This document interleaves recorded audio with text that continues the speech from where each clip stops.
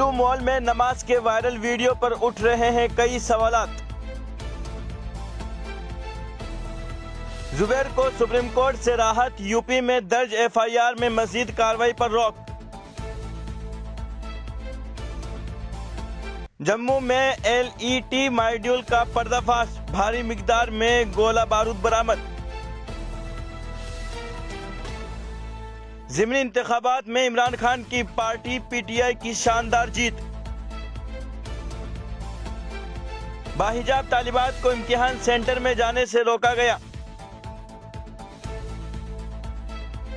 Doctor Frank इस्लाम commission बराए सदारती scholars रुकन मुकर्रर। 6 माह के दौरान 1.5 करोड़ सियाहियों ने कश्मीर का रुख किया।